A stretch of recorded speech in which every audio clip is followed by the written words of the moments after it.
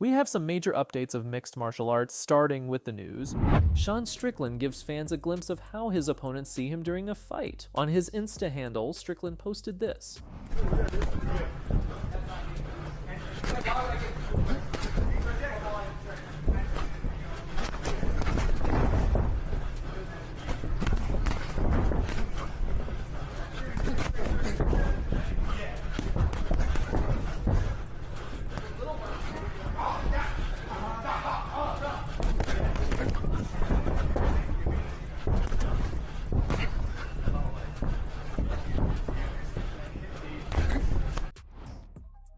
Aljamain Sterling is looking at a fight with Brian Ortega or a potential return in March to face Arnold Allen on the UK card. Recently in an interview, he talked about his next steps and mentioned his decision loss to Evloev at UFC 310.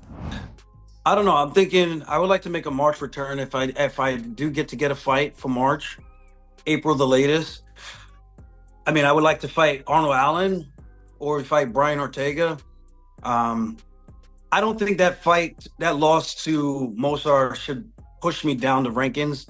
If anything, I almost feel like it should be treated as a W or I don't know.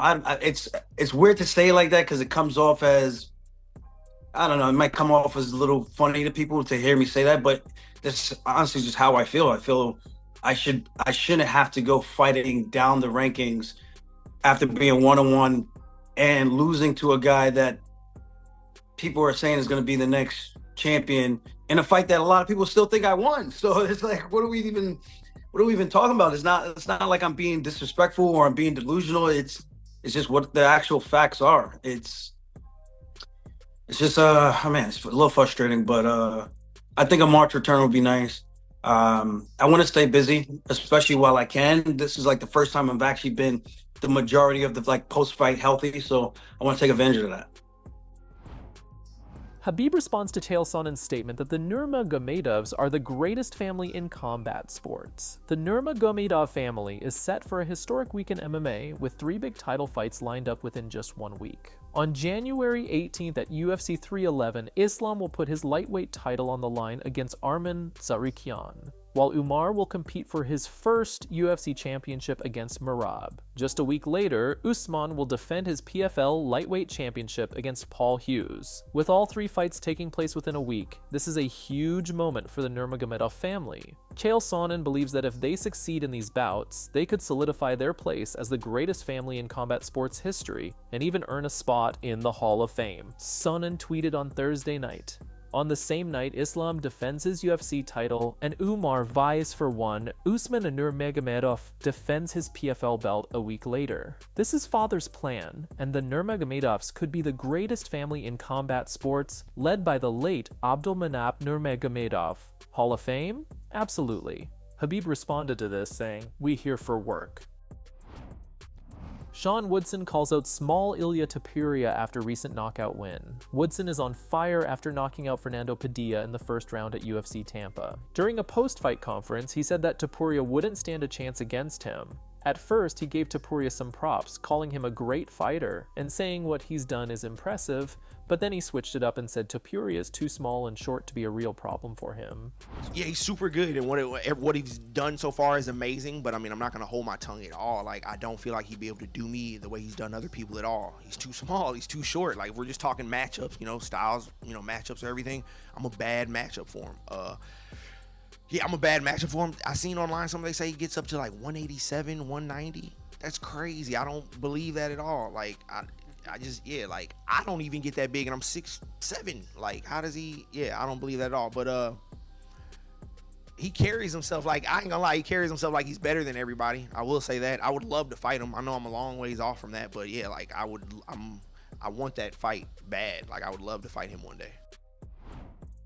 Dana White discusses what's next for Dustin. At the Tampa conference, reporter asked Dana about what's next for Dustin, and Dana said they're still figuring out the best fight for his last one. He mentioned it's not fully set yet, but they're almost there. He's been teasing one last fight, his last dance, and recently he was on Twitter and he said basically that he's got something cooking and that quote-unquote there will be blood. Have you guys planned something for Dustin? You have to like reveal, obviously. No, we're in the middle of talks for him with something that he wants to do for the end of his career.